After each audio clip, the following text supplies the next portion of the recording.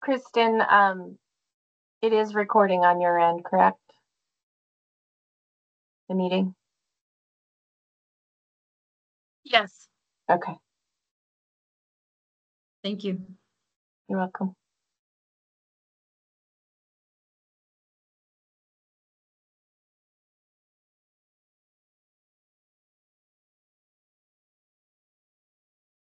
Morning, Susan. Can you hear me okay? Yes, I can hear you. Good morning. Great. Morning. Dr. Hamre, good morning. How are you?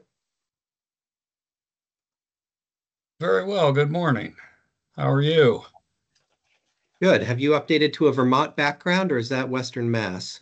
This actually is Maine, over Moosehead Lake. And Oh, I will be up your way in a few weeks to take a picture of a similar view in Vermont, but with more color. Your timing's pretty good. In the next week or two, it'll be peak for sure. Yeah. Well, it's starting to turn down here. I'm, frankly surprised. It's a little early.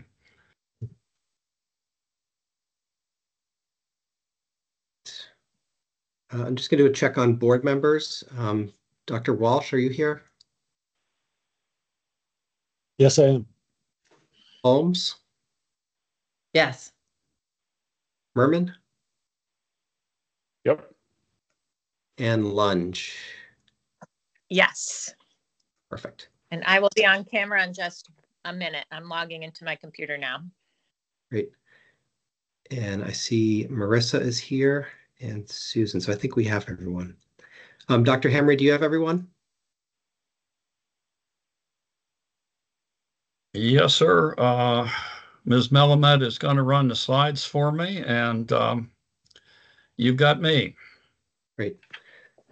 Okay, it is 10 o'clock. Good morning. My name is Owen Foster, and I'm the chair of the Green Mountain Care Board, and I call today's hearing to order. Today, Dr. Hamre from Oliver Wyman and his team will present Vermont statewide and hospital-specific transformation recommendations. These recommendations are the culmination of years of work and dedication. In 2019, the Care Board pushed for hospital sustainability planning. The board recognized that our hospital system could not withstand the rural health challenges that other parts of the country had already seen, including scores of rural hospital closures. Then the pandemic hit, and everyone focused on doing what was needed to get the state through the public health emergency.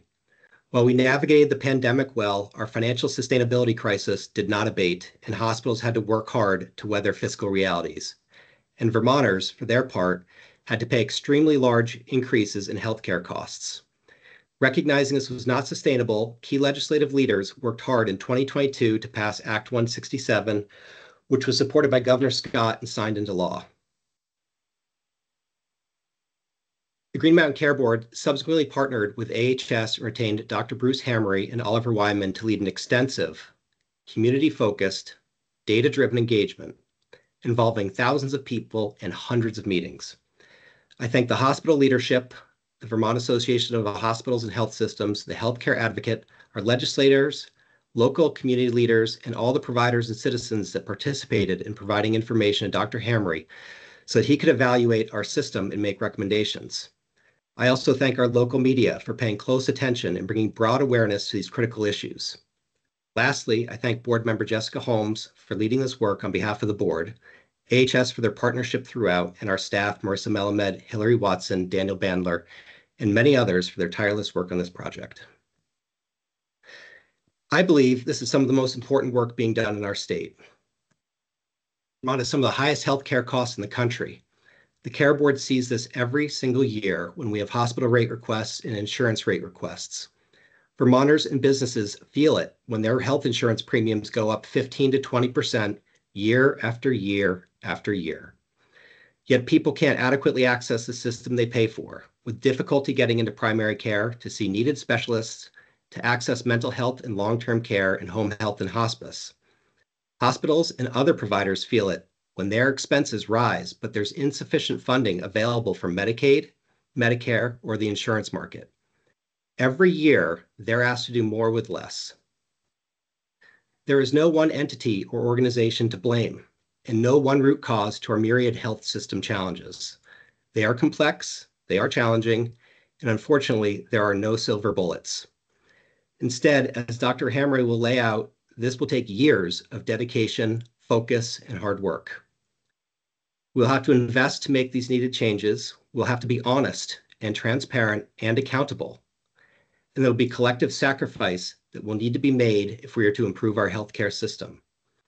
There are key statewide issues that must be addressed outside of healthcare, including underlying demographic and housing challenges. Those two key fundamental issues are part of the challenges we see in healthcare and in education and all other challenges the state faces. We must address demographics and housing. And as Dr. Hamre will lay out, there are health system specific changes that must occur. Some immediately, some over the long term. This is an important moment of opportunity and a chance to create a thoughtful, intentionally designed healthcare system that's responsive and aligned with Vermonters' needs, particularly as we age. Our healthcare system that we currently have was not created with intention to serve our needs today. We need to ensure we have local access to care to sustain our hospitals and healthcare providers. While the work is daunting, it has given us a chance to be introspective and to better our state. I look forward to this work getting underway and thank everyone for their support and hard work. And Dr. Hamre, I thank you for your relentless efforts.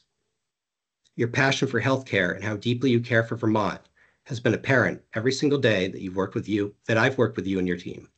And with that, I'll turn it to you and thank you for your efforts. Thank you very much, Mr. Chairman. It has been a delight and a pleasure to work with all the people you've mentioned and to get the chance to travel around the state and meet a number of the people who live there and call Vermont home. I agree, you have a unique, unfortunately forced, but a unique opportunity to really design a health system. What you have now, as with almost every other state, has not been designed. It's grown up out of history and precedent and so forth. But I think you are faced with the need to really redesign top to bottom the way care is delivered and how it's paid for. And to do that, as you've started the process with our involvement, really doing it with the communities and people directly affected by the choices that must be made, heavily involved. So thank you very much for the chance to present our final set of options and recommendations to solve the many issues identified by the year-long effort that we've undertaken to examine Vermont's hospitals and healthcare system. I must apologize in advance for what will be a lengthy presentation. We have much to cover with data, options, and recommendations for change involving multiple parties, including the legislature, multiple state agencies, the Green Mountain Care Board, all 14 Vermont hospitals, and very importantly, the residents and citizens of the state. Next slide, please. This is our agenda. Much of this information has been shared with the board in the past. All the information we will share has been presented to each hospital leadership team and board in June, with the exception of the final recommendations, which are based on input from those meetings, input from subsequent community meetings, and further analysis. An overview of the findings relevant to each community was presented at in-person meetings in each community in July. These meetings were well attended and often included members of the legislature, the hospital boards, a member of the Green Mountain Care Board, and leadership from the Agency of Human Services, as well as the general public.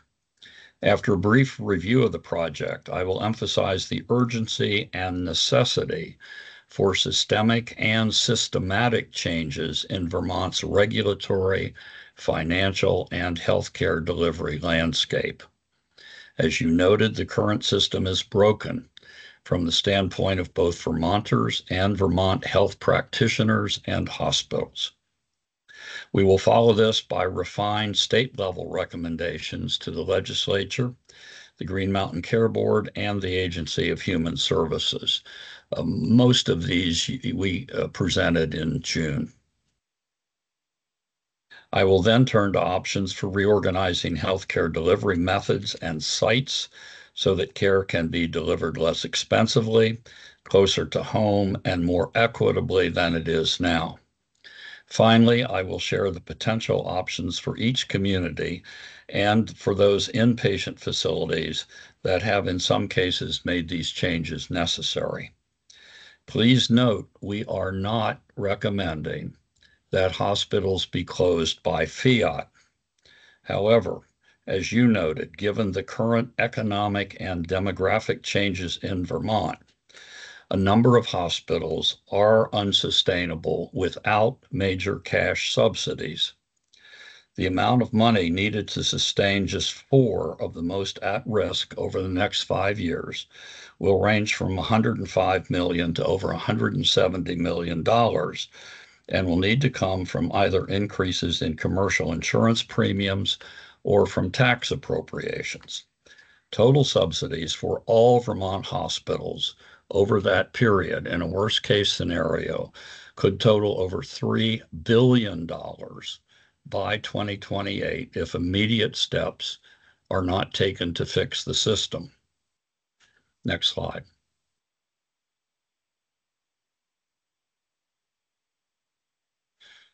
Next slide, please. Oh, sorry, go one back, I'm sorry. As you noted, the Vermont legislature passed Act 167 in 2022. We were asked to focus on one section of this, community engagement to support hospital transformation. We were not asked to evaluate the impacts of the simultaneous efforts to develop value-based payment models or to obtain a subsequent all-payer model agreement. Therefore, our financial projections were done only for the 5-year period, 2023 through 2028, and are based on current state and current payment options. However, our options and recommendations will be necessary for any of the payment models chosen, and in fact will be necessary for any of them to succeed. Next slide. Act 167 required us to, quote, conduct a data-driven, patient-focused, community-inclusive effort to assist Vermont's hospitals to reduce inefficiencies, lower or constrain cost growth, improve population outcomes, reduce health inequities, and increase access to essential health services. Our work effort is summarized on the right, and we have been, we've discussed some of this before.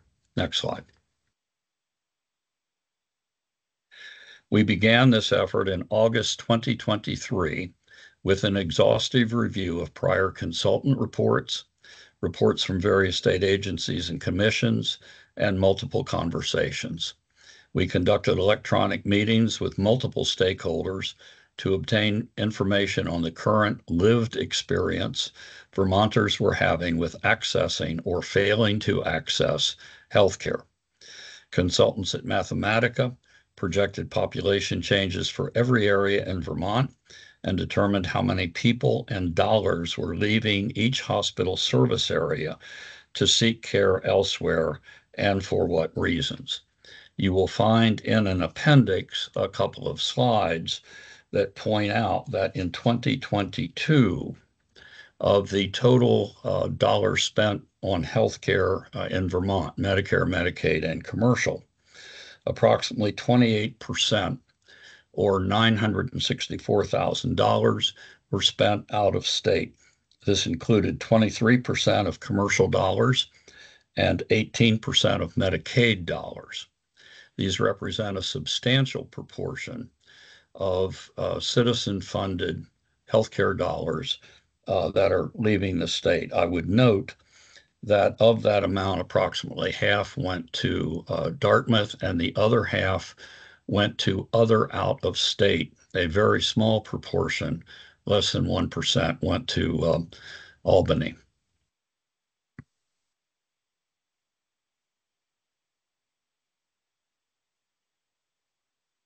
The Vermont Association of Hospitals and Health Systems conducted a survey of all Vermont hospitals to determine how much effort, capacity, and expense was consumed by people boarding or staying in the ED or the inpatient wards of a hospital in calendar year 2022. They also calculated the proportion of all ED visits that might have been prevented by sufficient primary care or mental health capacity in the community. We use this information to make projections about the financial stability of each hospital over the period 2023 to 2028. We calculated the impacts on hospital finances of potentially reducing avoidable ED visits and admissions. As you would expect, these were all negative as they reduced income. We asked the hospitals about their current staffed bed capacity, number of staffed operating rooms, the capability of their current medical staff, and so forth. We used this information to see whether freeing up additional inpatient or procedural capacity by reducing the number of beds occupied by boarders, potentially preventable admissions and readmissions, and so forth, would allow the return of enough patients and dollars to improve their financial performance. We also evaluated the effects of patients returning to fill out patient capacity for procedures and clinic visits. While these helped a little, the total effect for almost all hospitals was an improvement of less than 2% and not enough to bring them to break even. We also estimated the numbers of primary care providers that would be needed to provide appropriate access for an aging population and estimated the numbers of patients with new cancers, heart attacks, or strokes that could be expected in each hospital service area. We have recalculated the estimates of primary care provider numbers based on the recently released report of physician licensure renewals for 2022. These data are available in the slide sets for each individual hospital that will be posted to your website shortly. These estimates show that Vermont will generally have enough primary care physicians, provided that these people can get help with staffing, additional relief from administrative burdens, and assistance with making their computer systems functional. It assumes that such improvements would allow physicians to see an average of 3 patients per hour for 20 minutes apiece. The national median for face-to-face physician-patient time is currently about 16.7 minutes. Next slide.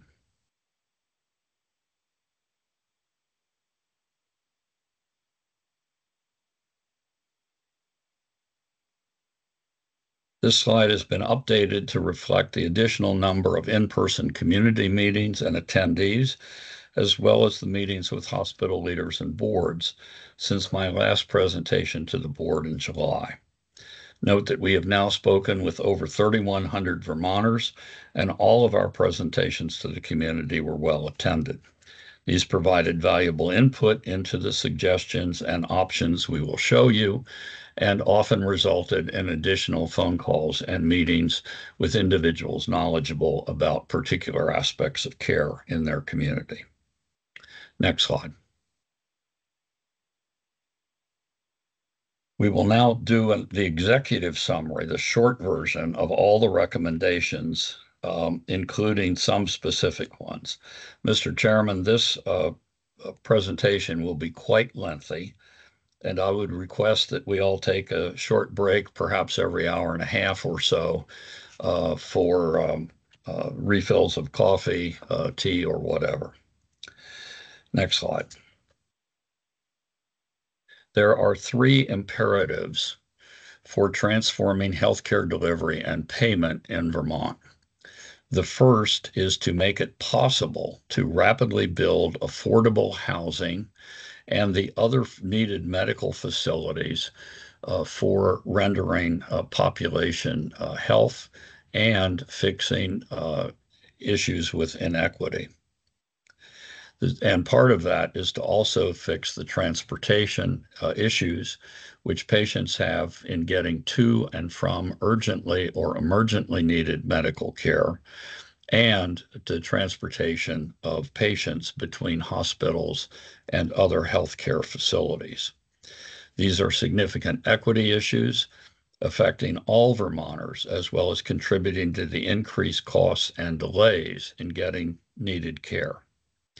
The second is to change the way providers are paid to a reference-based pricing system for the PPS hospitals, and an ultimate move to global budgets and capitated payment when the necessary conditions for success are met. And I've outlined some of those before. We can certainly discuss them again, perhaps during a question period.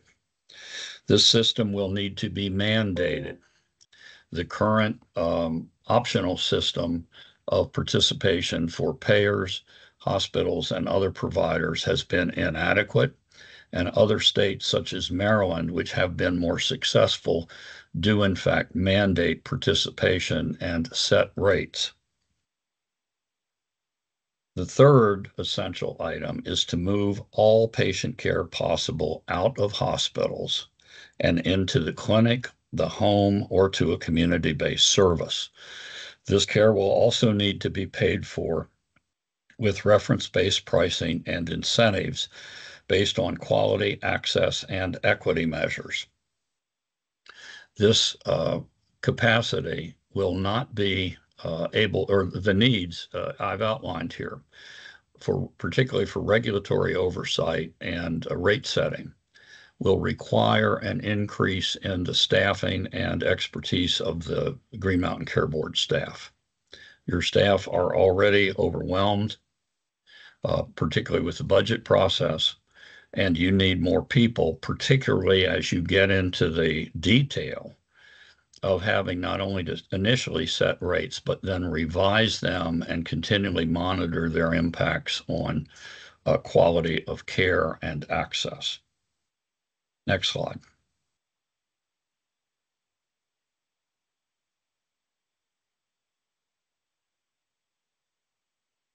Thank you.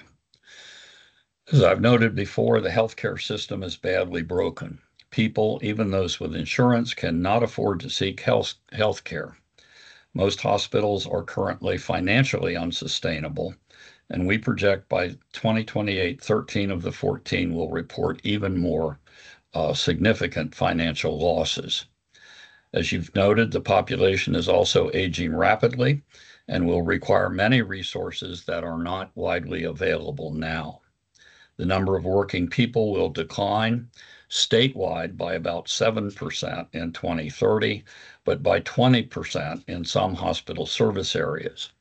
As you've noted, this means fewer young people will be around and able to pay the commercial insurance premiums that hospitals currently rely on to make up for the below-cost payments by Medicare and Medicaid. It also means there will be fewer people to provide care for an increasingly elderly population. People with health insurance are currently unable to see a doctor or get surgery scheduled within a reasonable time frame. This is an even greater problem for those on Medicaid or who lack insurance. It affects dental care for children and others. Services to provide basic health services in the community are lacking in many areas of the state. Those that are available are often small pilot programs available in 2 or 3 communities and have not yet been spread statewide. Often these are run by volunteer groups with insufficient and inconsistent support. Transportation is a major issue. While we will focus mainly on emergency medical services, micro transportation for people to get to and from needed urgent health care, that is scheduling within less than 48 hours, is also needed. There are inequities in healthcare and healthcare delivery for many groups. These have had the most impact on Vermonters who are in rural areas and those with low household incomes. Affordable housing for these individuals is a major problem, and the construction of such housing and other facilities, such as mental health facilities and so forth, has been delayed by both environmental and zoning restrictions. I've heard stories of periods of up to 5 years from the start of a project until permission through all the relevant groups has been obtained. And this is no longer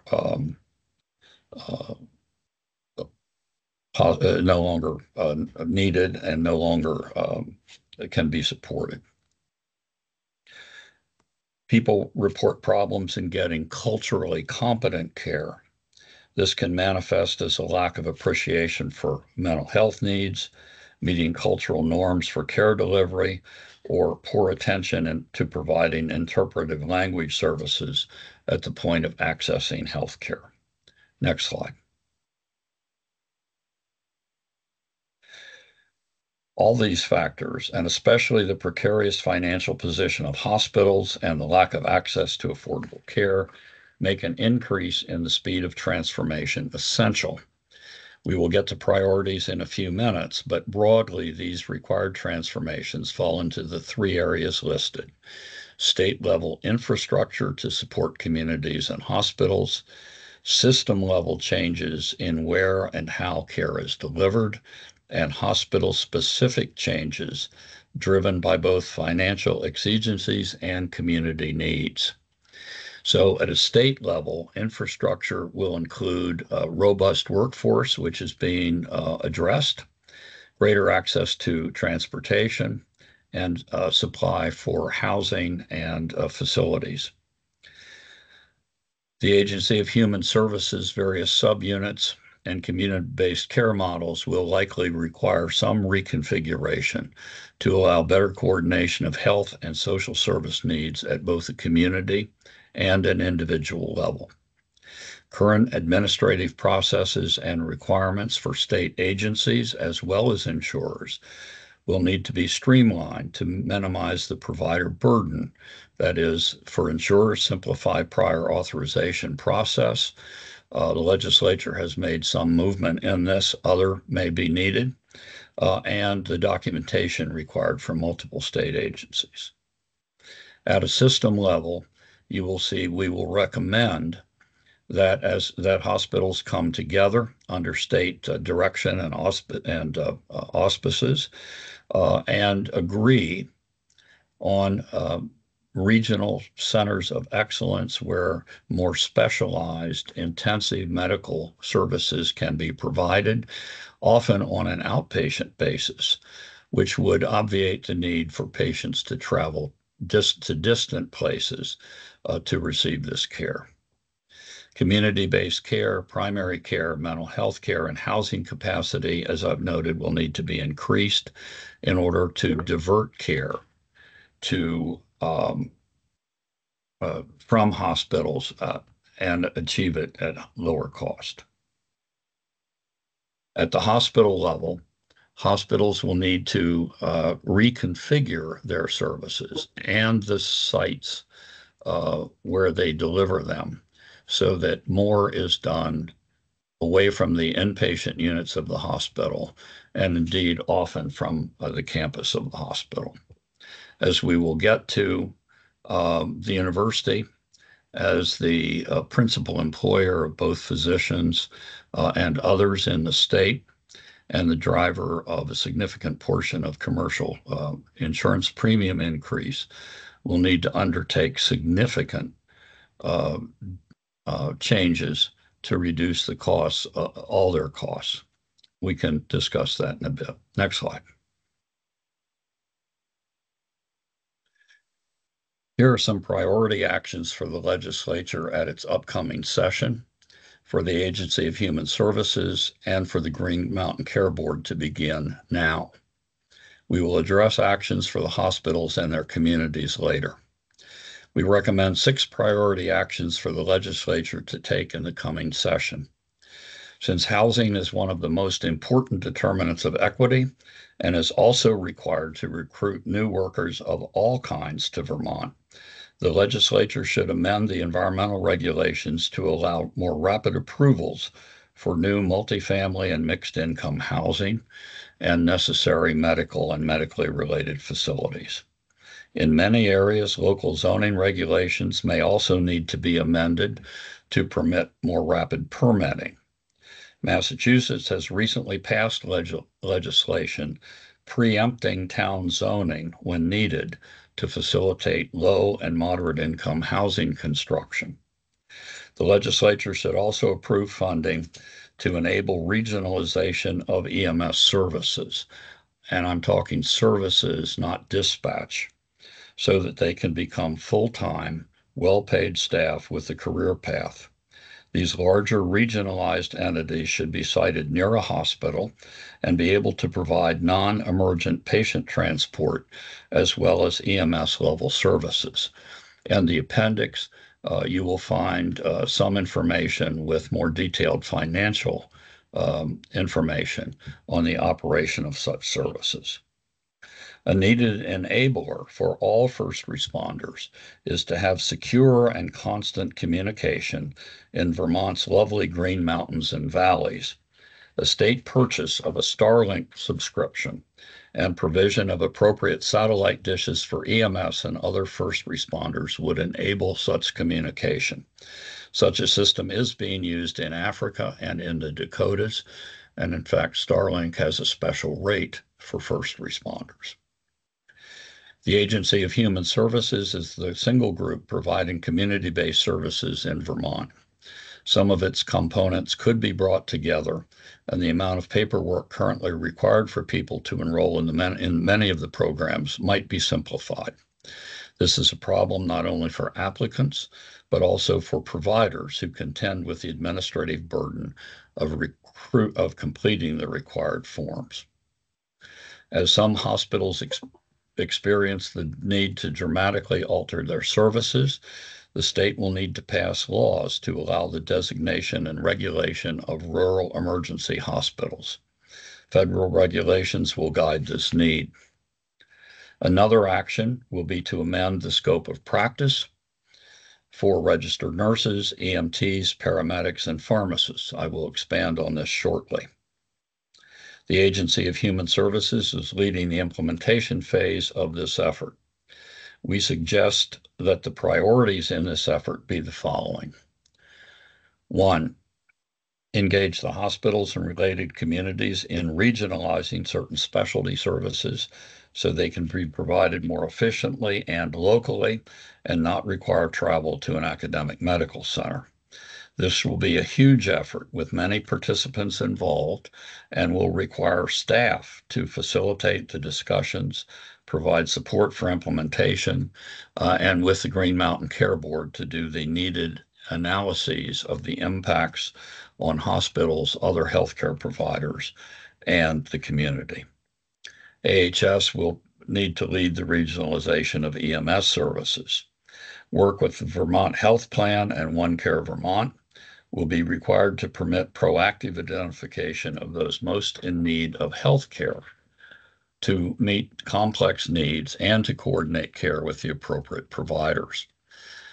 This results in decreased use of expensive emergency visits and hospitalizations and will achieve significant gains in health equity. I would note that the independence of OneCare and its ability to serve all healthcare providers is a significant issue perceived by most as being not effective. The recent incorporation of OneCare personnel into the UVM Health Network does raise the question of whether the new operation can serve the needs of all Vermonters and all healthcare providers. In a similar way, increased attention to proactively identifying, quote, the dual eligible, close quote, population of Medicare and Medicaid beneficiaries is desperately needed. This group disproportionately uses both ED services and accounts for a large proportion of boarders. Additional funding for SASH and the establishment of some PACE programs are needed, but these will need to be supported by data to identify the individuals and the areas where these could most usefully be implemented. Progress toward achieving an effective statewide health information network should be speeded up. Additional ways to achieve this goal have become available since VITAL was envisioned and should be explored as ways to speed and simplify the process. I note that the state of Washington is currently implementing the EPIC system statewide.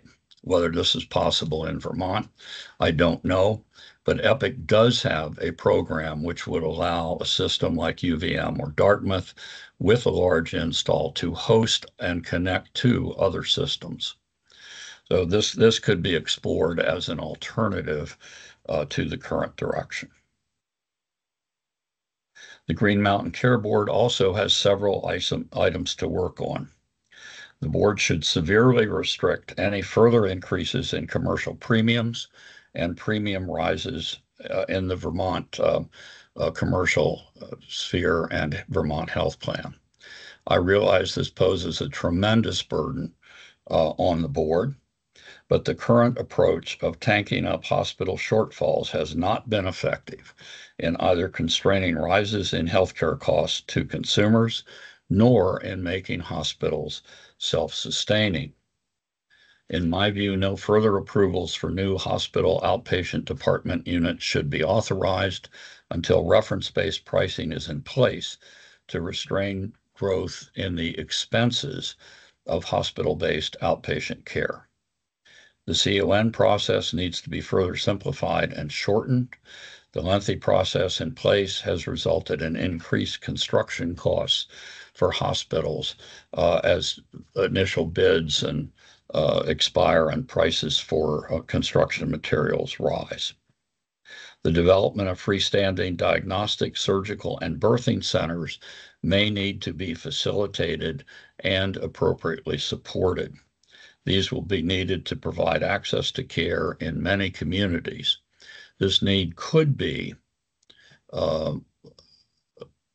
eliminated if reference-based pricing were able to be more rapidly implemented. The movement to reference-based pricing needs to be started in the next budget cycle. This will need to be mandated on everyone and could require legislation to impose. Its impact on hospital budgets will need careful calculation and adjustment over time. The implementation will certainly need to be phased. Complaints about the comparability of hospital financials are legion and certainly widely apparent among the various hospital leaders. The board should consider mandating the use of a single accounting firm to do this work for all hospitals. It would certainly simplify the work of the board and assist the hospitals.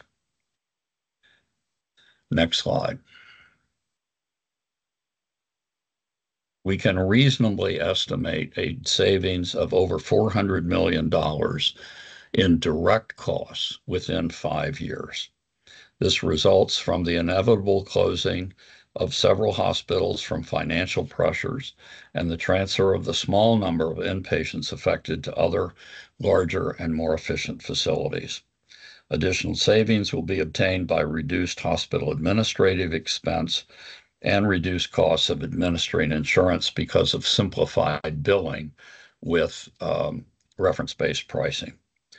The sources of these savings will need to be extracted by conversion of payment schedules to reference-based pricing. There are many other ways that savings can be achieved. These are more difficult to quantify without clear plans being made.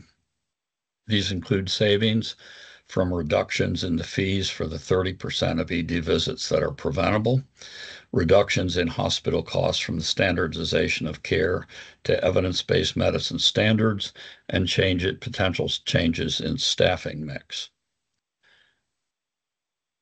Next slides.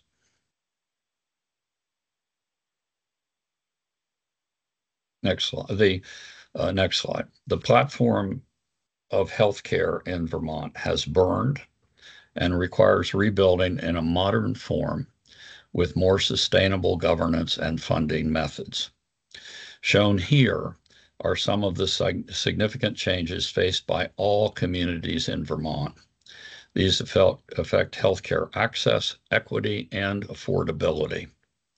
I have previously discussed these issues with this board and with each of the 14 communities in Vermont and their hospitals.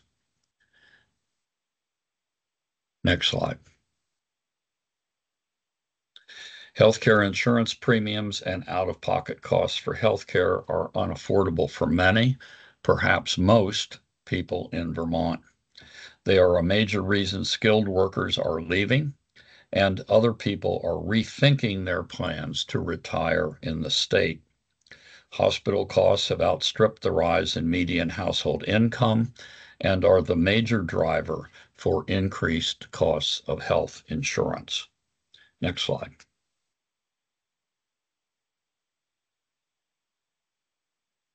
Our conversations with general community members, healthcare professionals, and multiple people suffering from health inequities show them facing multiple challenges, both in receiving care and in providing care. These challenges fall broadly into three areas: gaps in competent care for the individual, such as weight bias, failure to recognize mental health issues or gender identity, or to provide language and culturally appropriate care as examples.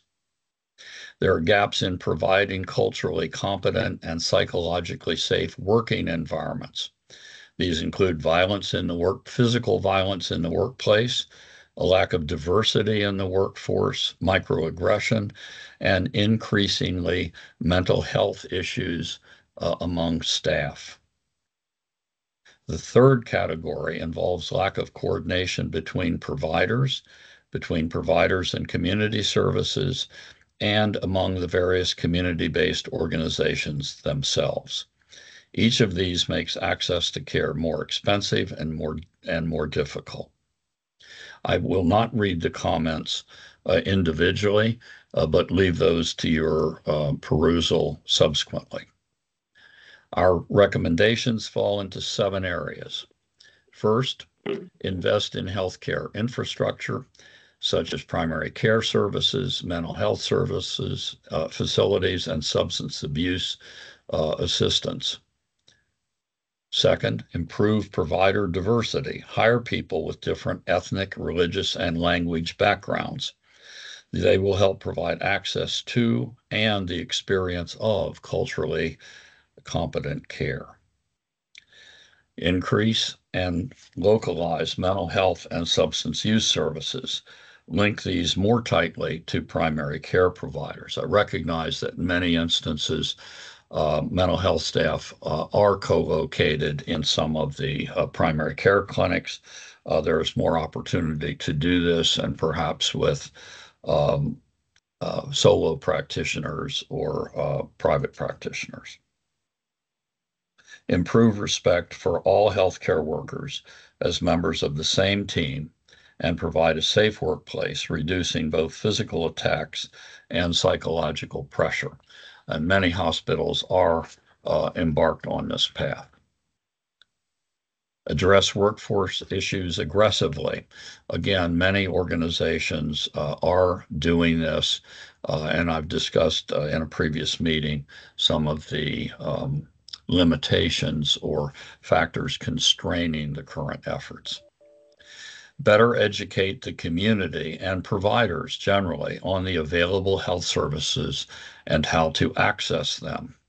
create a regional database listing contact information for all agencies, volunteer groups, and others providing social, medical, medically related services, mental health services, and substance use disorders in the region. Make this available to both providers and the public to simplify and speed up access to care. I cannot tell you how many conversations I've been in where two people in the same community were unaware of certain services.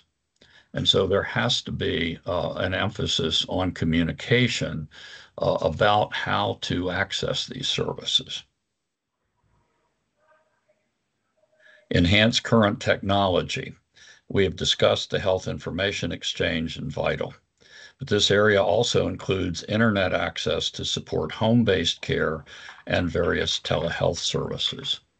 As I've noted, Starlink will provide a method, at least for those people who are so isolated that ground-based cable, fiber optic cable, may never reach them. Next slide.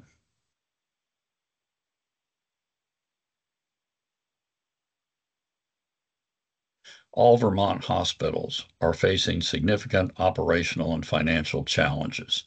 I presented these to the board in July. I have added one new factor in the lower right. This points out that downgrades of bond ratings, as has happened to one Vermont hospital recently, result in increased costs to borrow money for necessary improvements in the physical plant and other infrastructure. Next slide. The board knows better than anyone the financial problems faced by all Vermont hospitals. All the hospital budgets submitted for 2025 projected losses that required increased commercial insurance payments and premiums. We project these losses to increase over the next 4 years. Shown here is a financial model using a 3.5% cap on revenue growth and a 5% annual growth in expense. The 3.5% revenue cap is the current target set by this board.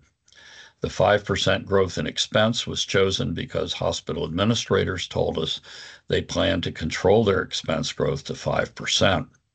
We chose 2023 as the base year since it represents the washout of all the COVID impacts on volume and from the federal infusion of money into hospital operations. We have shared this analysis with all hospital leadership and boards. Not everyone agreed with the numbers, but all agreed the projections were directionally correct. Note that all hospitals save one will be losing significant dollars from net patient operations. This will worsen if cost increases rise by 7%. One national consultant has projected an 8% increase in medical costs next year. This projection also excludes changes in 340B revenues. 340B is a pharmacy program that is under attack nationally, but provides a great deal of money to many hospitals. It constitutes the entire bottom line for some. Next slide.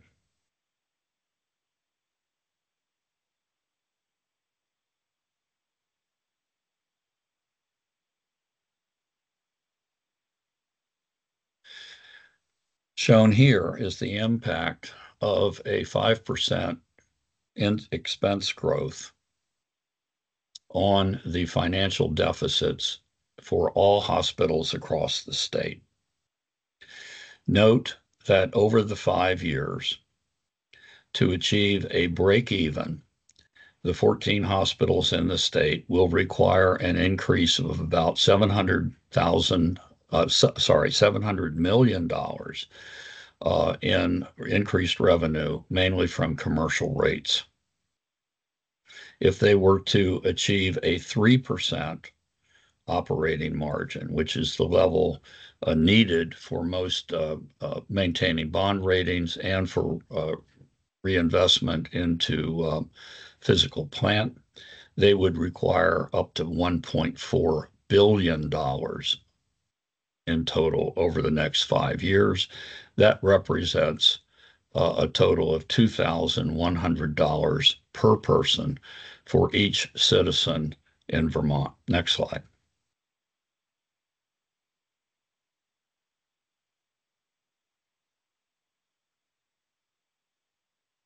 Okay, this is worst case. This looks at a 3.5% cap on revenue and a 7 to 8% growth in expense. Notice these numbers are considerably bigger. To break even over the next 5 years, the 14 hospitals would require almost $2.5 billion of increased revenue. And if a 3% margin were the desired objective, it would be almost it would be 3.1 billion, or almost $5,000 for every man, woman, and child in the state. These are simply not possible. I am concerned that you are near a tipping point where people who currently purchase commercial insurance may choose to forego buying any health insurance and take their chances. This would worsen the financial picture for all providers, including primary care providers, specialists, home care providers, and others. Increases at these levels would also further threaten jobs, retirements of people in the state, and recruitment of additional residents and workers. Even if equity in health were present and access to care was sufficient, these financial projections by themselves require immediate action. Next slide. This shows the impacts of the 2 health systems affiliated with major academic medical centers. This slide represents a cap of 3.5% and expense growth of 5% per year. The subsidies needed total $312 million for a break even and $745 million to achieve a 3% operating margin. Remember that UVMMC's bond rating was downgraded from A+ to A by Fitch in 2023. They have received approval from the board for a new ambulatory surgery center, which will require funding at an increased cost of capital and therefore increase their need to have additional funding. It will also require attention to achieving a consistent 3% margin. Next slide. This shows the subsidies needed by the 2 health systems if the more realistic assumption of a 7 to 8% growth in expenses were to happen. Note that the UVM subsidy for a 3% operating margin totals about $2 billion over this period. This would represent a bill of approximately $3,400 for every Vermont resident. Next slide. Vermont's healthcare system is complex, as are all others. There appear to be 5 major external forces which will continue to adversely affect equity, access, and the affordability of healthcare. These are shown in blue. Cumbersome licensure requirements for some healthcare professionals restrict recruitment. Lack of affordable housing restricts recruitment of healthcare professionals and is a significant contributor to health inequity. Increasing costs of medical supplies, drugs, equipment, and staff are major issues.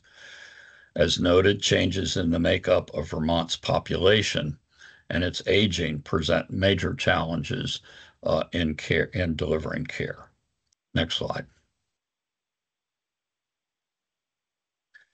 These are Mathematica's forecasts of Vermont's statewide population and its changes through 2024. The total population may decline by about 2% over that period, but there are 2 major changes with significant impact contained in that projection. Note the dramatic increase in the proportion of the elderly, those over 65, and the advanced elderly, those over 75.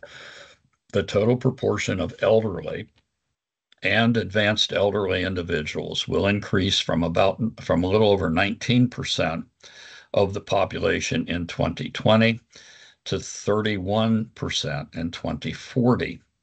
The number of individuals over 65 will be roughly 190,000 in 2040. These people will have markedly different needs than younger people, and many of the services needed are currently not available or in short supply. Facilities for long-term care, assisted living, memory care, geriatric psychiatry, and others will be needed. In this same period, the proportion of working age people, those between ages 20 and 64, will decrease from about 60% to 52% of the total population. This means fewer people able to pay commercial insurance premiums and even fewer people to help care for those unable to care for themselves.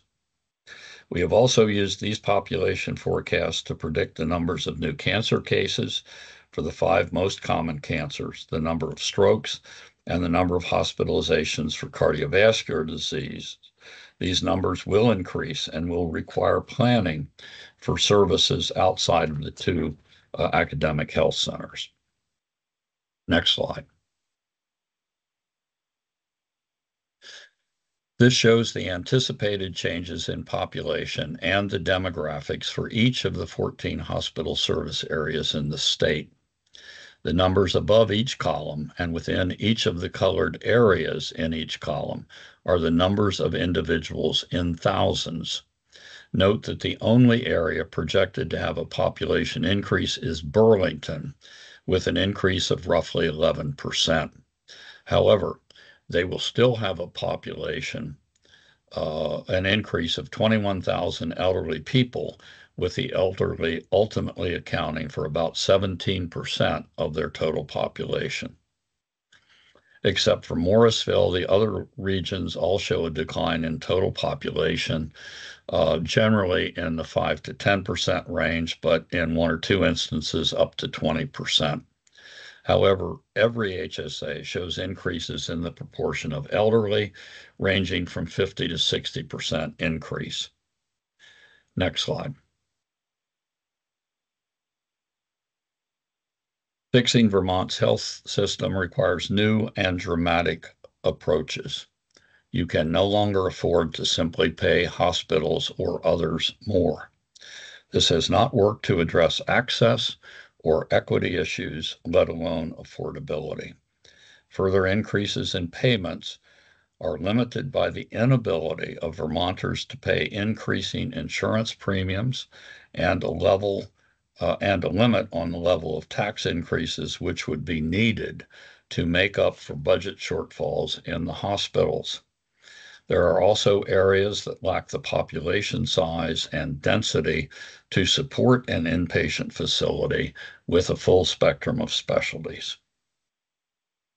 Next slide.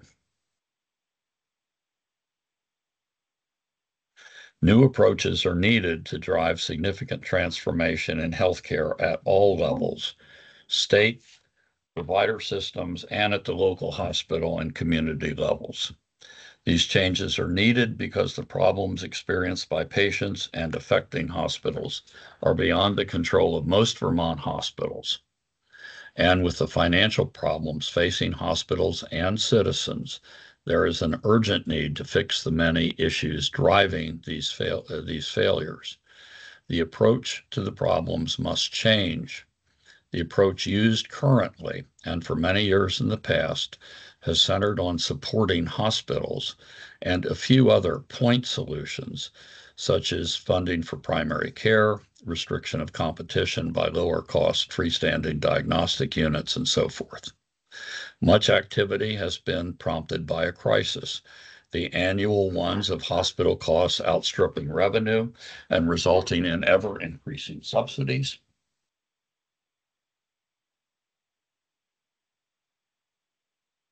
or the need for bailout of a hospital.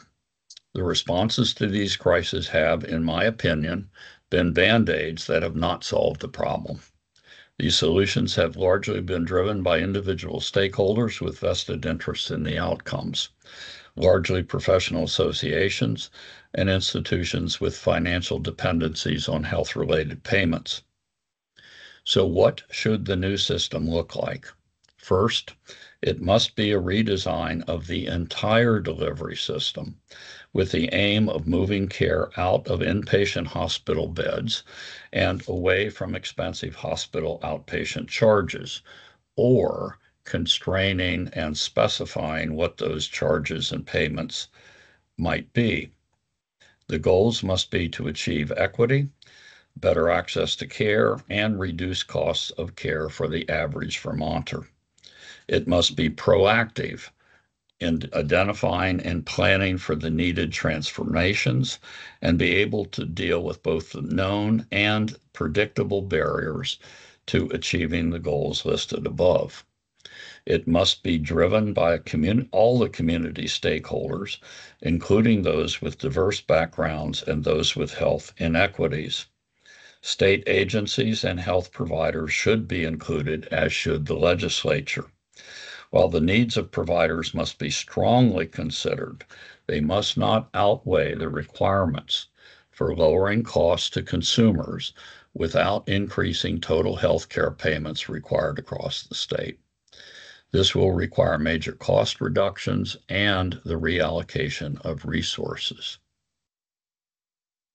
Next slide. Let's return to the state level recommendations for a few minutes. We can then proceed to system level recommendations for providers and then to recommendations for individual hospitals. Next slide.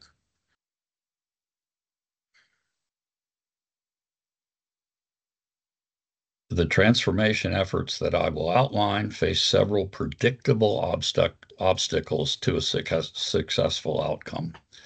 The challenges are shown on the left and some potential solutions on the right. Broadly speaking, the challenges fall into 4 areas: governance for the process, the state level investments needed, transformation of the hospitals and health system writ large, and access to community-based mental health, primary care, and specialty services. The potential solutions: number 1, clarify roles for the Agency of Human Services and the Green Mountain Care Board in the process of setting up the system and the ongoing efforts to change it, monitor it, and govern its finances. Fund additional staff and, if needed, outside support for both the Green Mountain Care Board and the Agency of Human Services. This process will be complex, lengthy, and cannot be performed, as we would have said in the Navy, as additional duties as needed. Everybody has a day job that is full-time. This will require additional staff.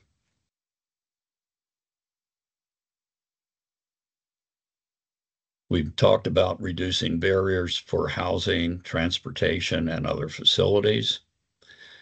We believe that this report that I am delivering and has even more detail in the appendices can serve as the basis for identifying the problem and providing recommendations and options for solving those problems, particularly in moving care out of the hospital.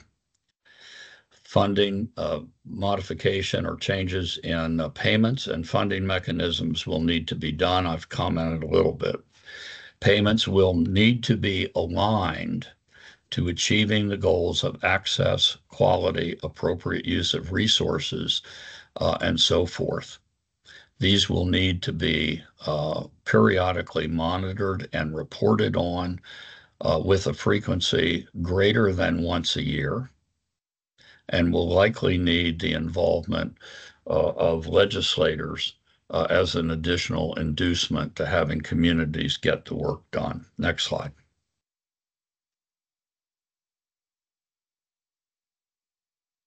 Transformation effort, as I noted, is massive in terms of the number of stakeholders involved, the complexity of the discussions, and the level of analyses needed to both reach conclusions, to evaluate their impact, and to begin implementation in a short time frame.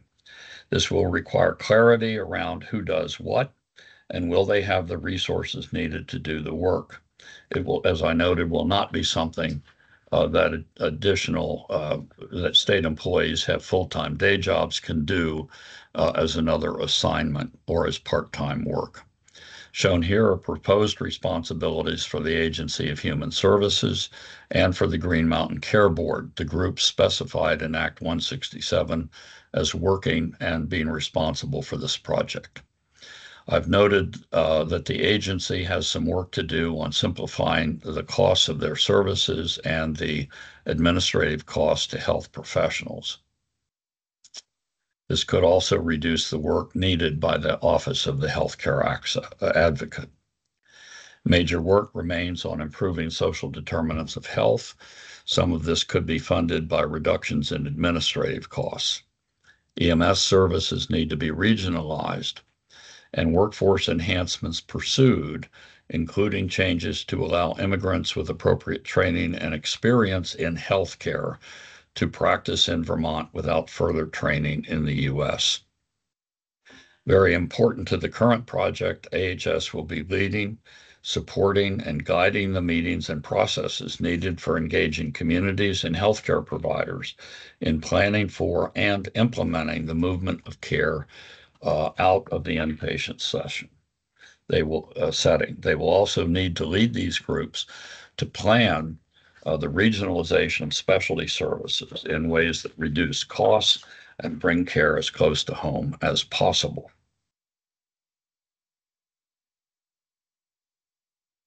The board, the Green Mountain Care Board, has several essential roles to fulfill in this process.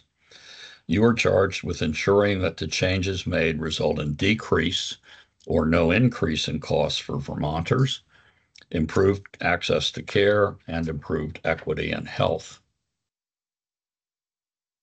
The responsibilities within this transformation will require the development and adequate support for a division of planning and evaluation within the Green Mountain Care Board to monitor and facilitate the AHS-led redesign efforts, and to evaluate their financial, access, and other impacts on communities, hospitals, and providers.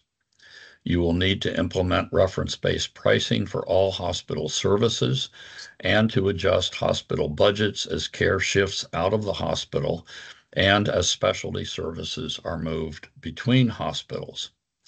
When the process is finished and the needed supporting structures are in place, moving to global budgets or capitated payments for hospitals can be done.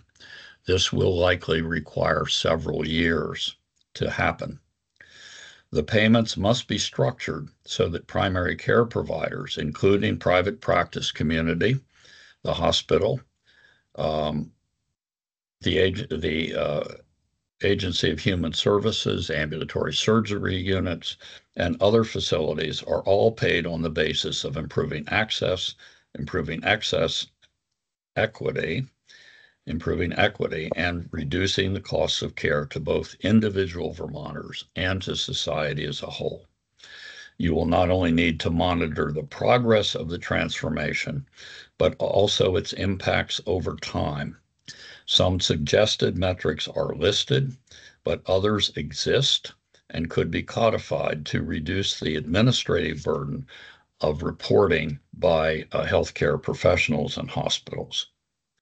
As shown, each of the entities, both the agency and the group leading the transformation, as well as the board, may require a project management team to accomplish all of the things listed in support of the project. As I've noted, the Green Mountain Care Board will need to have funding to add the appropriate staff that is needed.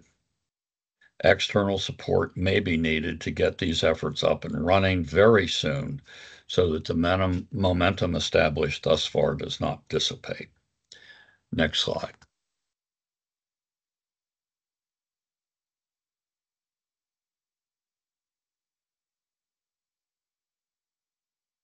Statewide initiatives will need to be speeded up to enable this successful transformation, and we have discussed these priorities before. Transportation and housing, as well as other facilities, are at the top of the list. Workforce remains an important issue, although multiple approaches to solving it are underway. I would emphasize the need to seek out Vermont residents and people with prior experience in Vermont, whether as a former resident, a former student in a Vermont college or university, or a graduate of a medical, nursing, or other health-related program in state. These people are most likely to return and stay in state. There must also be an expedited pathway for professionals suitably trained and qualified overseas to be licensed in Vermont. This should include not only physicians, as is currently being considered by the National Board of Medical Examiners, but also include pharmacists, nurses, and technicians. I understand the State Board of Nursing has begun the process for permitting this for nurses. New roles for pharmacists, emergency medicine technicians, and paramedics, community health workers, and others must be allowed, encouraged, and paid for. I've noted the need for extending the reach of broadband networks into rural areas and its impact on emergency medical services. It also has a major impact on access to telehealth. Access to care must be improved, and there are numerous ways to do that. Some are listed. And I've presented other more extensive lists in prior testimony. I emphasize again, all of these methods are currently in use, either in this country or internationally. Next slide. There are many initiatives underway to improve healthcare and healthcare delivery in Vermont. Many are shown here. I have indicated in red those that perhaps need a change in effort or more investment. Pharmacy data, for example, on filled prescriptions provides the only way to tell what patients are actually taking. 30% of prescriptions written by physicians are never filled. Given the current delays in getting timely appointments, and this could be solved with legislation. There are states that require PBMs and insurers to share this data with a state agency to monitor. Given the current delays in getting timely appointments, pharmacists should be allowed to refill chronic, non-scheduled drugs, that is, non-narcotic, non-addictive drugs, for 90-day periods. Consideration should be given to allowing them to use approved protocols to prescribe treatments for conditions diagnosed by FDA-approved testing kits designed for consumer use. For example, there are FDA-approved tests for diagnosing strep throat or COVID. There's no reason that with a state-approved, physician-supervised protocol, a pharmacist could not respond to a positive test with an appropriate medication. Mental health and substance use disorder programs have multiple pilot programs underway. Priorities will need to be set so that those with the most promise can be rapidly expanded statewide. Elder care support includes several things that either need more support or to be closed and combined with other initiatives. Another is this includes the complex case managers and the root cause analysis to address complex discharges. There are 32,000 dual eligible beneficiaries in Vermont. Many of these require a case manager. The number of case managers needs to be dramatically increased, should be nurses, and the staff should be incorporated into the regional health system structure, perhaps rather than resident in a state agency. Next slide. Let's turn Dr. to Hamre, yes. do you want to? This might be a good point to take a brief morning break? Thank you. Yes, sir. Okay. Why don't we take 10 minutes? We'll come back at 11:23 if that's okay with you. Okay. All right, we'll take a 10-minute break and we'll be back at 11:23. Thank you.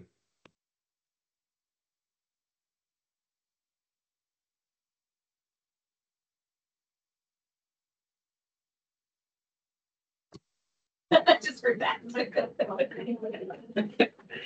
Final break.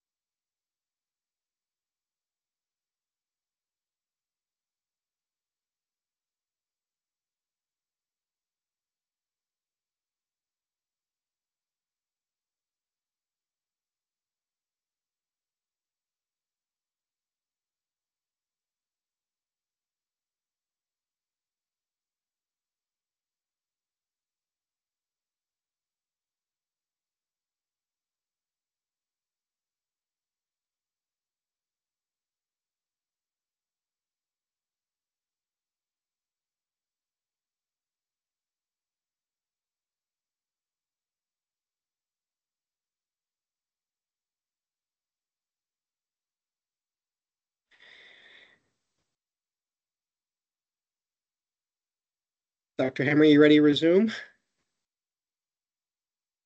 Yes, sir. Okay.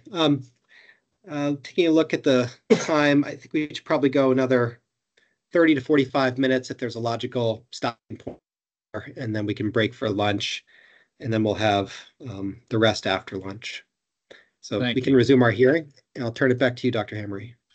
Thank you, sir.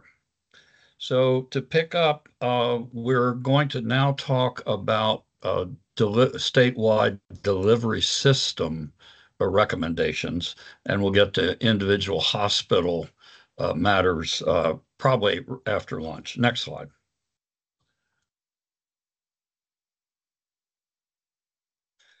Reducing the total costs of healthcare in Vermont will largely be dependent on reducing the use of expensive hospital-based care and assisted by prospectively identifying the health needs of individuals and providing them the needed services to prevent more severe illness from occurring. The dollars currently spent on hospital-related services, whether inpatient or outpatient, can then be used to fund increased preventive services and reduce premium costs. A major goal of the transformation will be to provide all care to patients out of the hospital if it can be done safely and with a quality outcome. Hospitals will need to transition from trying to serve every need to becoming regional centers of specialty excellence, and will do much of that as they do now on an outpatient basis. Care will be provided in the home and other community settings using a combination of available technology and healthcare professionals other than and in addition to nurses and doctors. These changes will require redesign and reconfiguration of transportation services, use of the most modern technology, and changes in the way all providers, including both hospitals, physicians, and others, are paid. Next slide. There are three key areas that must be tackled at the same time. Changes in hospital-based care, what hospitals do and where it is done. How is care delivered without the hospital and in the community surrounding the hospital? How are the basic services needed for care provided and paid for at a population base? Hospitals must accelerate their cost reduction efforts to have major impacts by the end of fiscal year 2025. These efforts must include attention to reducing all variations in clinical care not driven by the unique needs of a patient. There are many things needed to make care outside the hospital possible, acceptable, and affordable. Support does not necessarily mean more dollars. Reductions in administrative duties and complexity help with more efficient and user-friendly IT systems, and easier referral mechanisms for patients are examples. Enablers of population health include not only accessible information about the person, including both physical and mental health, but also equity and social determinants of health measures. Some of these things are currently collected by other providers. For example, EMT people look in the refrigerator when they visit a home to see if there are medications and food, and that is recorded in a database, which apparently is little used and hard to access. Actionable information transformed from raw data needs to be given to the healthcare provider so they can assist the patient in getting needed care to prevent or lessen the impact of illness. Next slide. I want to deal for a couple minutes with a perception common in the population and sometimes among the healthcare providers in the state of what is versus the reality in healthcare and payment mechanisms. There is a perception that Vermont has an, quote, all-payer model. Participation is not mandatory, does not include most fee-for-service Medicare, and does not include about 40% of commercially insured individuals. Vermont has a statewide ACO. OneCare participation is voluntary. A number of hospitals do not participate. Many community-based providers do not participate. And OneCare has been unable so far to provide the information needed to guide patient care, anticipate, and fulfill their needs. Vital. Again, participation is voluntary. Many community-based providers do not participate. It also lacks claims data. We've talked about that, and has not been viewed as user-friendly, although recent steps have been taken to involve users in setting up the program. Vermont does not have enough primary care providers. If primary care providers were supported so that they could see 3 patients an hour, there should be enough or near enough well into the future. I would also note that HRSA, the national group that monitors health professionals, recognizes no health profession shortage areas in Vermont for physicians or nurses. Next slide.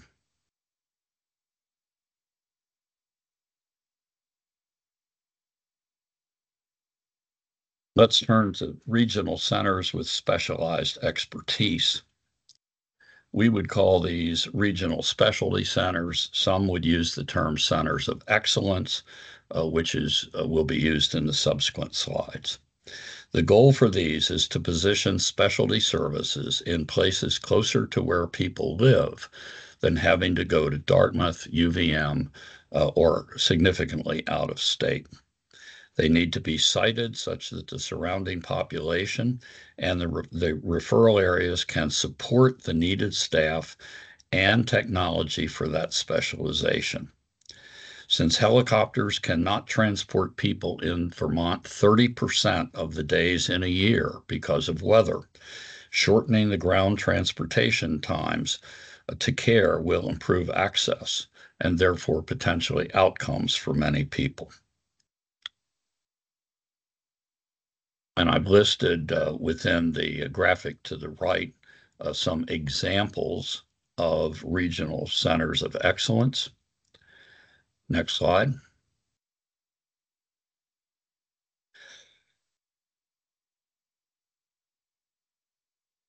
We have the sites for consideration shown on the following 6 slides, and they were selected based on the criteria shown here or proposed. Number 1, the hospital has some existing patient volume and the expertise, at least in part, able to support the service. Recall that we asked every hospital for their current capabilities and the specialties represented on their medical staff.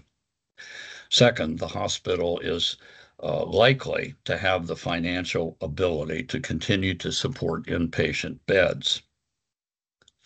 Those hospitals with inpatient beds that are expected to be and remain unsustainable are recommended to become centers for elderly services or for appropriate mental health or substance use disorder services.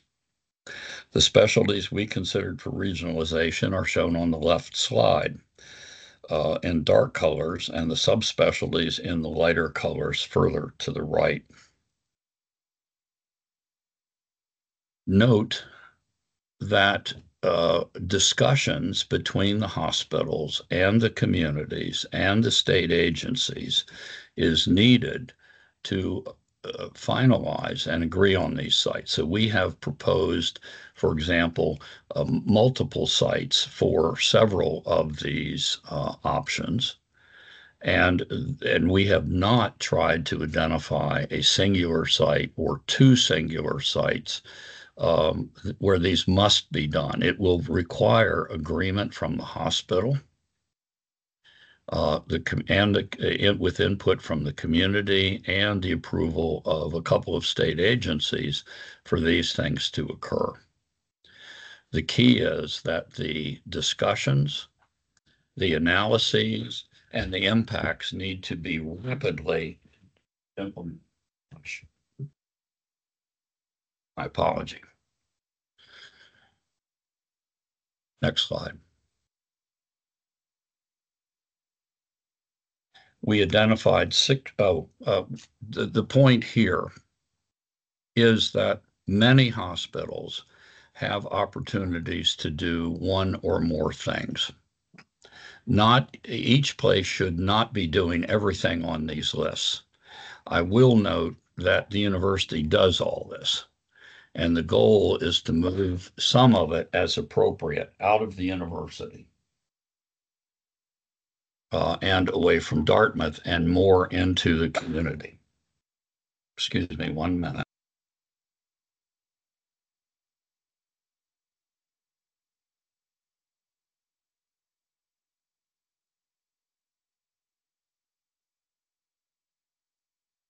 All right, so the goal here is to have discussions and data that would drive a decision, for example, for Brattleboro to do 2 or 3 things rather than all, or perhaps agree on one. All of this will require reconfiguration of hospital resources at the individual place, often the addition. None of this would be intended to have the only care delivered at that point. I would envision these as the centers for a network of outreach, sort of a hub and spoke, so that the specialized center might provide telehealth support to other nearby communities or providers so that that specialty access could be available in communities, or at least the advice available to other communities. Next slide. We've identified 6 sites for consideration as centers of excellence for surgery. Acute general surgical centers are places able to provide abdominal surgery for common acute conditions within 12 hours of a patient being received there. It requires a staff of general surgeons, some gastroenterologists, and an interventional radiologist. If you look at the map, you will note we have also tended to choose sites at the corners of the state or in the center, so care could be available near the most people and allow the opportunity to bring residents of other states into Vermont for care. Not all of these sites need to have an inpatient unit. Many of these services can be done in an ambulatory surgery unit. Complex cancer surgery would be for things like brain cancer, cancer of the liver or pancreas, and the like. Non-complex cancer might include breast cancer of stages 1 and 2, prostate cancer without metastasis, cervical cancer, and so forth. Please note that the exact placement of these centers and their capabilities will depend on discussions between the communities and their hospitals and further detailed analysis of the equipment and supporting services needed for them, as well as their impacts on the hospital's financial status. This will be one of the principal tasks needed to implement transition plans. Next slide. Here are some sites for consideration of cancer-related services, neurology, and bone and joint services. Infusion therapy is now used for many diseases other than cancer and may well fit into other sites than those listed, for example, neurology, rheumatology. Note also that on these slides, I've put a red dot over the University of Vermont, again, because they provide all these services currently. Next slide. Here are all the places currently giving obstetric services. Grace Cottage, Springfield, and Mount Ascutney do not have OB services.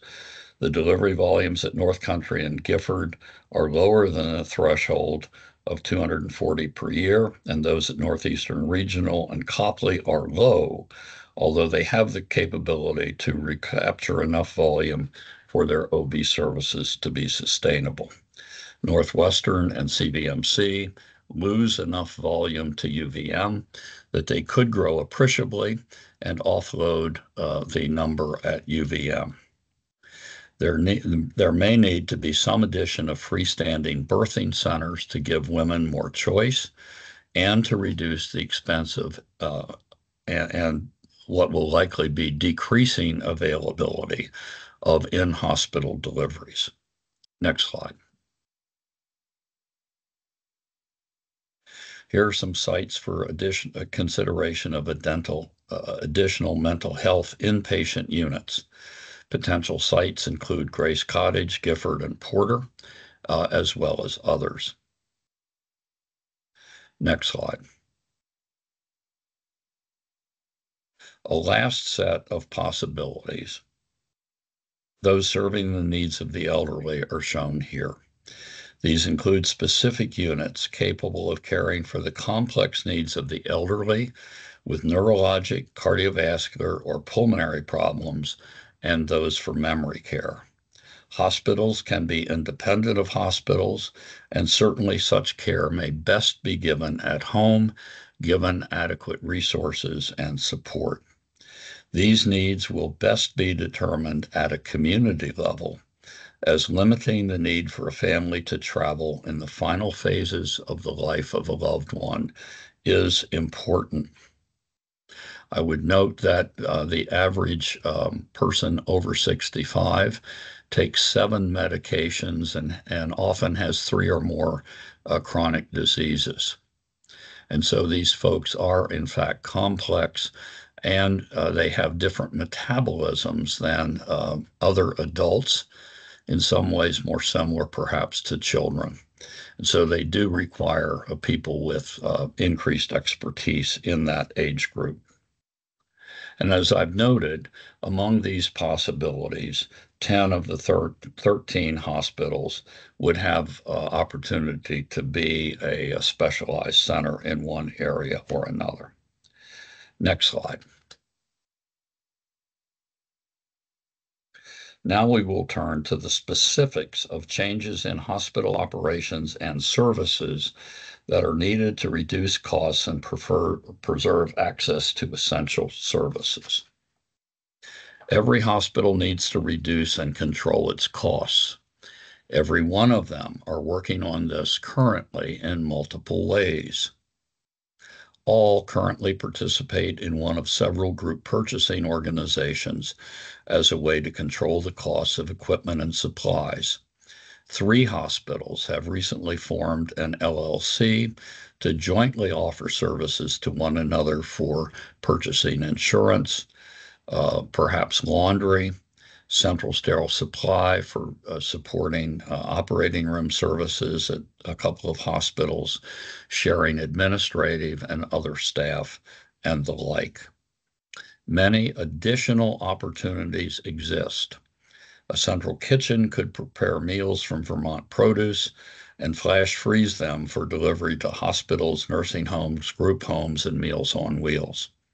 This is the same technology that delivers fresh meals to your home. Centralized pharmacy support could also be done, as more centralization of non-emergent, non-urgent lab tests could relieve some of the pressures on the need for specialized technical services in some of the hospital areas.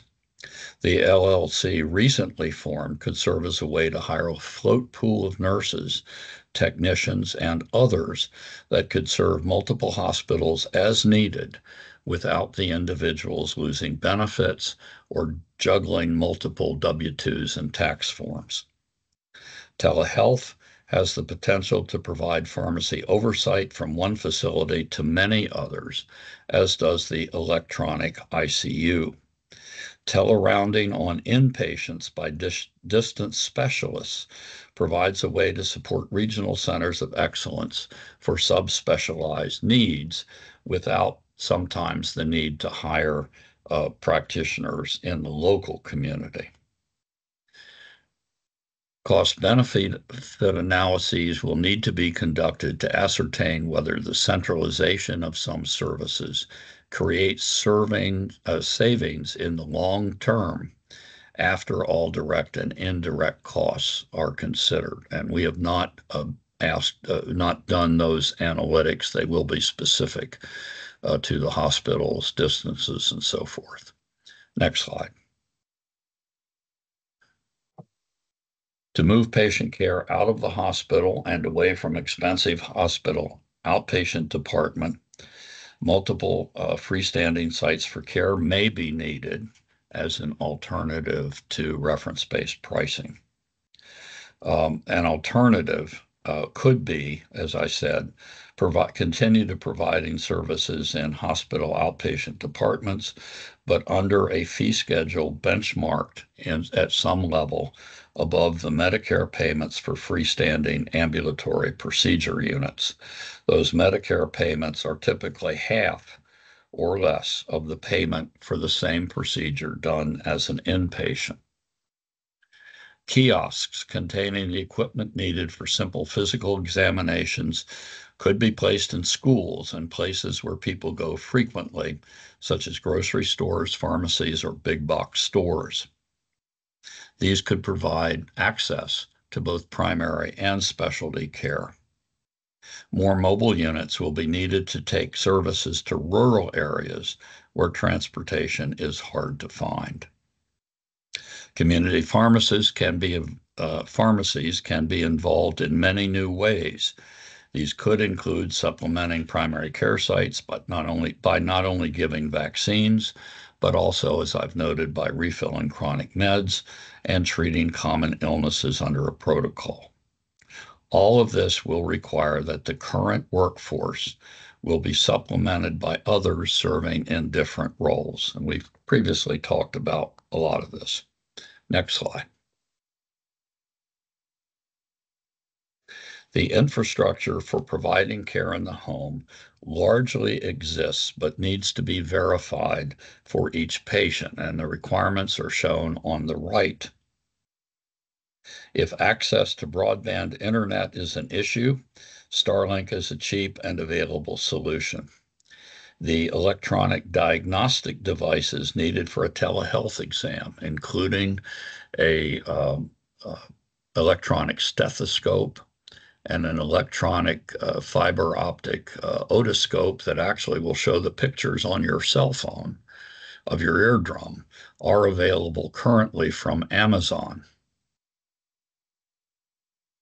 More use of home kidney dialysis would simplify travel needs and reduce the need for scarce nursing support of either inpatient or outpatient units. Other more advanced care for things like respirators could be given with appropriate support. Next slide. I'm sorry, go back one, just to pick up a couple of points. Thank you, Marissa. Note here that there are existing programs in other parts of the country, both in more in metropolitan areas, but also in rural areas for home-based cancer care, infusions, that sort of thing.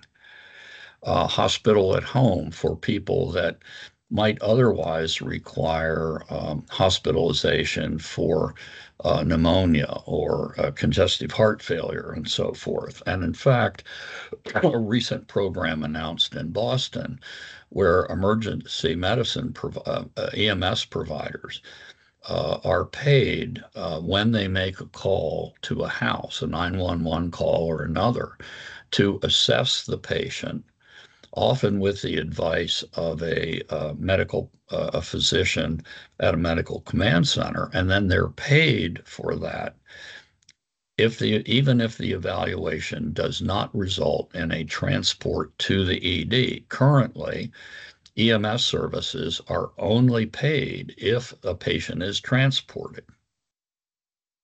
So even for conditions that might be handled with an assessment, some simple measurements of blood sugar or whatever, Unless that patient's picked up and taken to the hospital emergency room, the people rendering the service get no money. So without data, no data. But one could argue that this may result in people being taken to the ED who could otherwise be cared for at home on site. Next slide.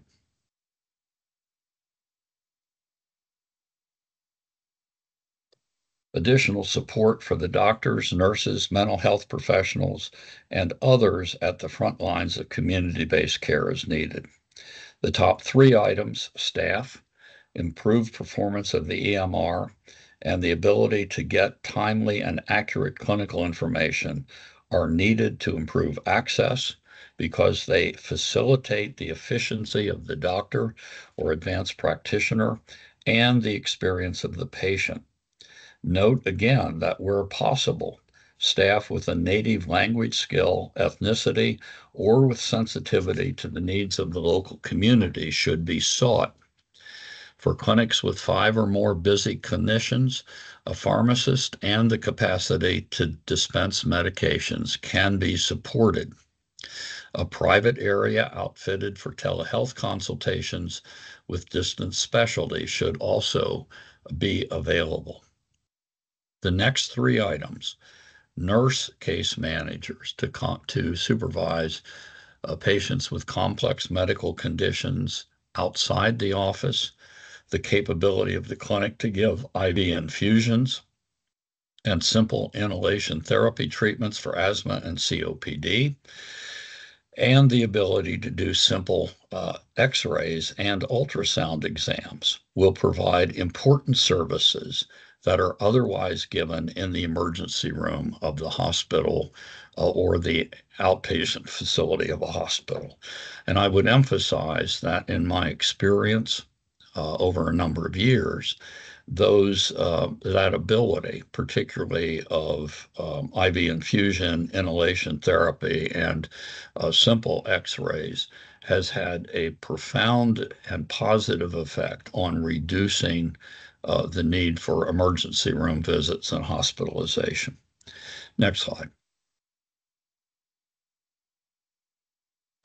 There are 7 conditions that need to be met for moving to population-based payments, such as global budgets or capitated care. A major one is the financial alignment of all participants in patient care. This must be measured based on measurable goals that can be reported to participants at regular, reasonably frequent intervals, certainly no less than every 6 months. Measurement requires clinical, financial, and equity measures based on timely and accurate information.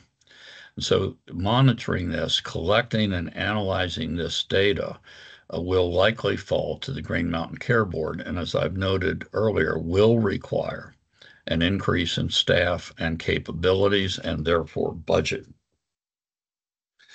Adequate resources for care other than the hospital emergency room must be widely available. As I've noted, they currently are not.